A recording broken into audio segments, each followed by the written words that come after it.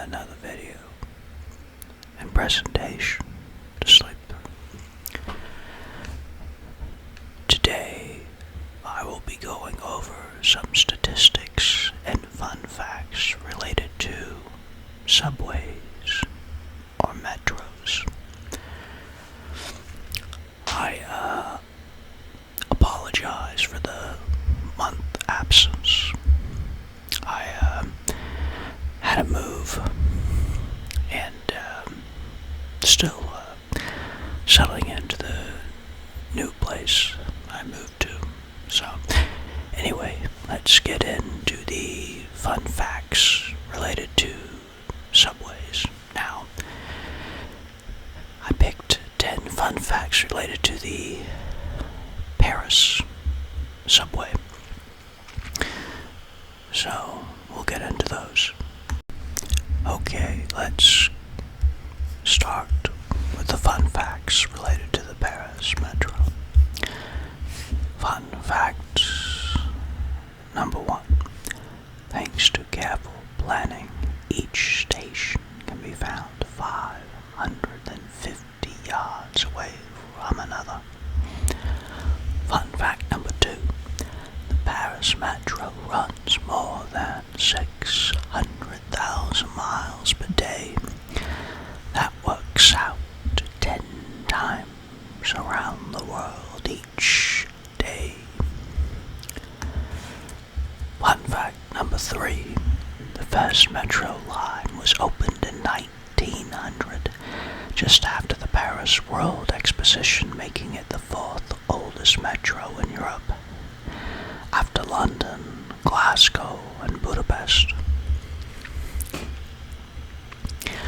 Fun fact number 4. Since 1997, the Espace Metro Accords began holding auditions to decide which musicians could showcase their music in the metro. Now, 100 lucky candidates are selected each year and given permissions to play music on the metro. I wonder if there are certain stations that have more competition than others. You could imagine the ones in the center would have more traffic than ones at the edge, but it's just a guess. Fun fact number 5. All around Paris you'll find ghost stations, stations which haven't been used for years and are now closed to the public. Some of these include Arsenal, Axo, and Port Malta.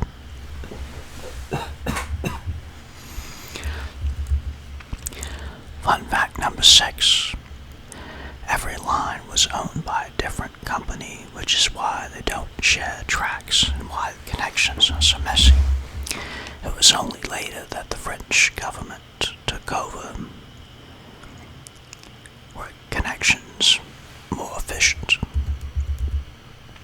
Fun fact number 7.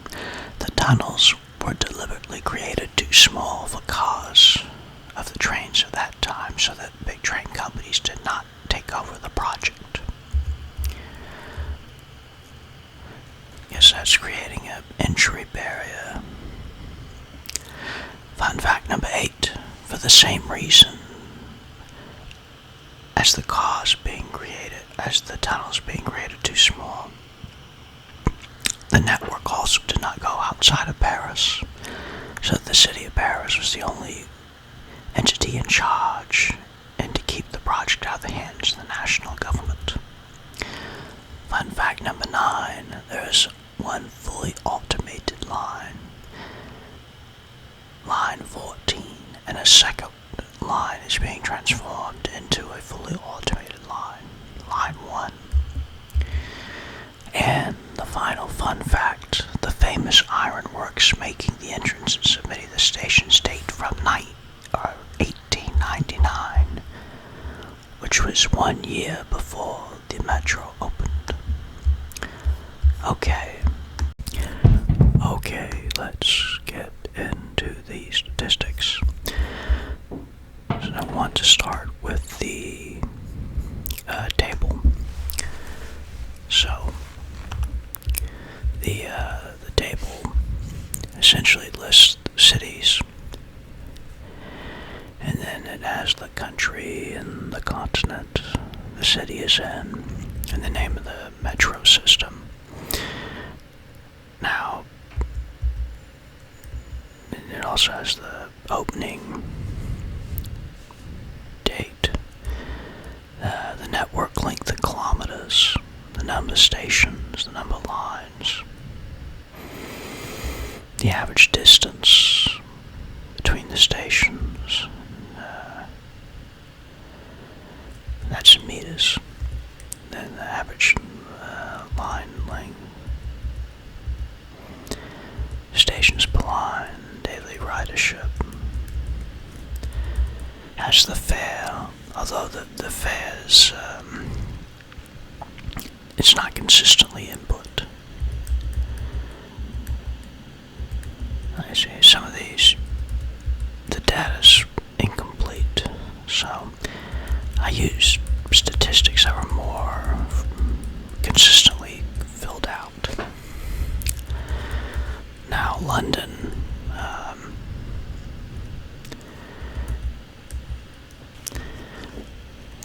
those are excluded, so for London it's only the 11 underground lines, and I'll open up a paper map of the underground and maybe try to get some ASMR to accompany the whisper. Okay, so in London, when it has 11 lines, so that's the Bakerloo, the Central, the Circle, the District, the Hammersmith and City, the Jubilee, the Metropolitan, the Northern, the Piccadilly, Victoria, and the Waterloo and City lines. Those are the 11 lines. So it's not including the DLR, the Elizabeth line, the London Overground, the London Trams, the RIFS, Cloud, Cable Car, the Thames Link. So there are some lines that are excluded from this. So again, it's only the 11 lines that I mentioned earlier. Now, let's get into the tables. So, I sorted the table by stations per line. So in Sweden, there's 104 stations. Daily ridership of 847,000 people. Average ridership per kilometer of 8,010. 3 lines. So it's an average of 34.67 stations per line. So, now, again, I didn't look. My assumption is that these 3 lines are all in Stockholm.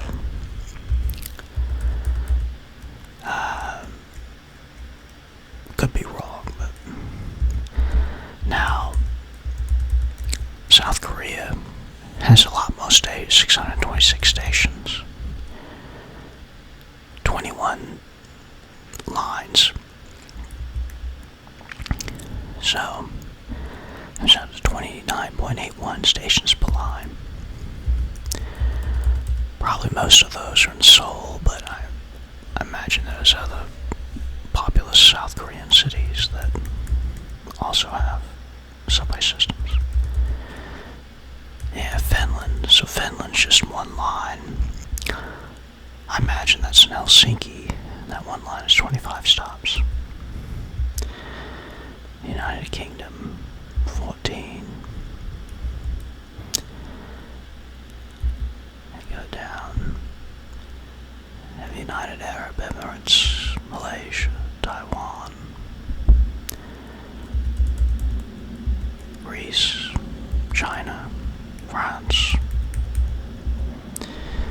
Norway, Italy, Canada, Spain, Bulgaria, So Bulgaria has 2 lines. I'm going to assume those 2 lines are in Sofia. Same thing. Greece. And again, I'm not going to go to the ones that have like 131 lines in China. I don't know all the cities in China. Major ones like Guangzhou, Beijing, and Shenzhen have lines. But Bulgaria, it's probably Sofia. Norway, I'm assuming those are in Oslo. I don't know if Trondheim has big enough population. Puerto Rico, imagine that's San Juan.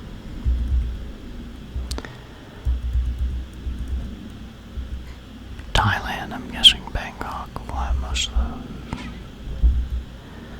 Philippines, 3.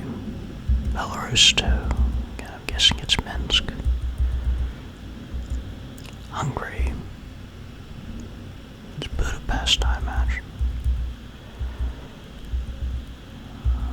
Turkey. Germany, 67 lines.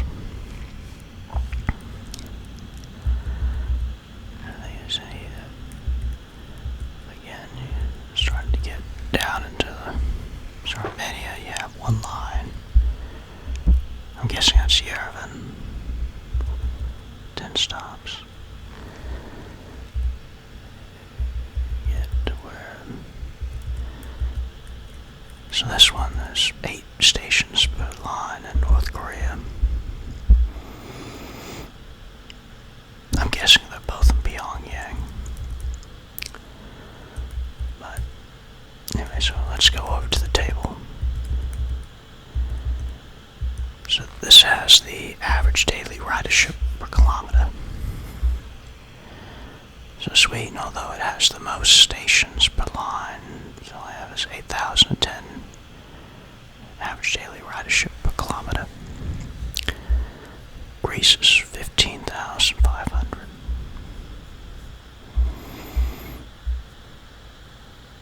Hungary, that's apparently 25,100 per kilometer. So it looks like, based upon the data, that the Hungarian subway system would be the most crowded. If you look at the least crowded, 1,750 for Puerto Rico, 1,850 for Kazakhstan,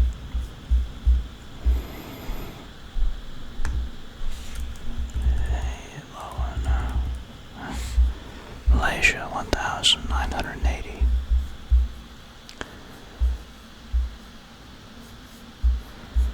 That's again daily ridership per kilometer.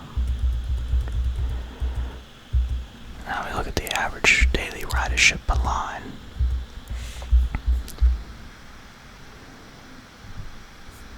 Azerbaijan, 167,000.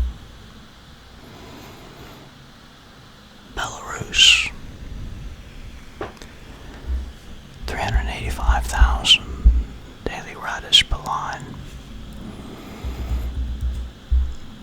Maybe traffic in Minsk is not good, or maybe parking is very available in Minsk and people are using the subway. 316,000 for the Philippines. 312,000 for Greece.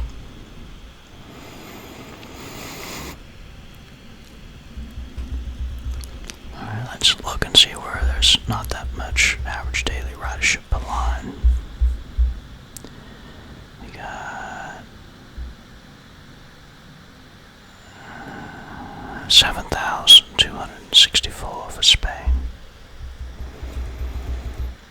Anything lower than 7,600? Oh, there we go. Is that Venezuela?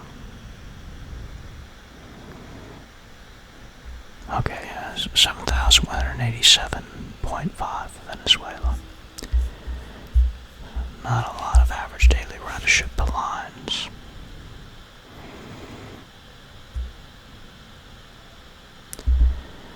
Look at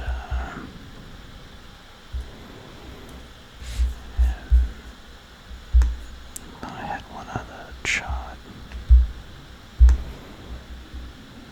Oh yeah, stations per line. And as you see Sweden, you see North Korea. It is interesting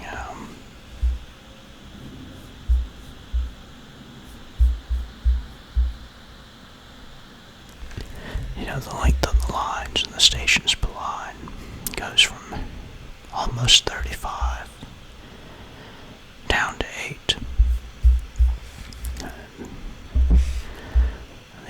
This average line Sweden is 4 times longer than the North Korea. So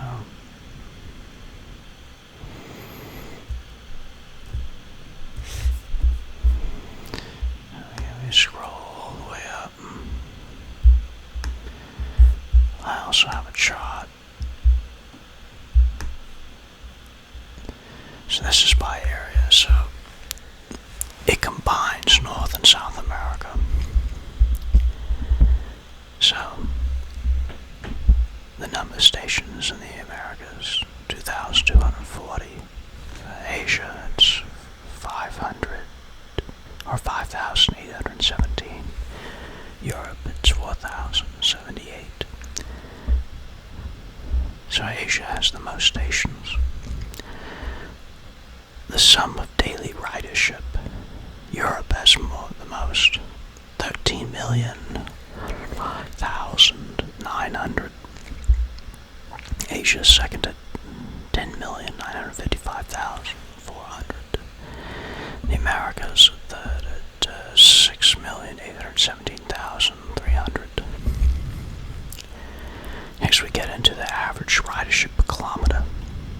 There Europe is the most at 10,054. America's second at 8,392, and Asia's third at 8,146. Next is the sum of the lines. The Americas have the least at 143. Asia has the most at 299. Europe's third at 259. Next is the stations per line. So Asia has the most at 19.45. Europe's second at 15.75, and the Americas are third at 15.66. Then we go to the average daily ridership per station. And Europe has the most at 3,213.81. The Americas come in at second at 3,043.44. And Asia is last at 1,883.34. I guess that's a good thing. It means the subway's less crowded if you're in Asia. Then the average ridership per line. Again, Europe has the most, 50,601.93. America's second, 47,673.43. And Asia is at 36,640.13. So I guess if you're looking for a less crowded commute, Asia is the place to be. Okay, so that concludes the statistics. And again, I will give links in the description to where I found the data. And hopefully, going forward, as I reestablish a routine after moving, I will have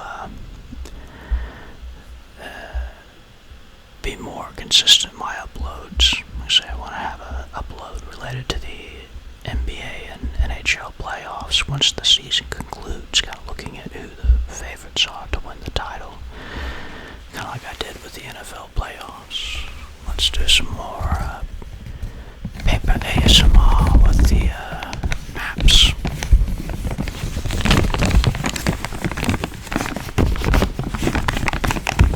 Okay, so again, this is a StatsMar, hoping that your efforts are positively correlated with the results. So long.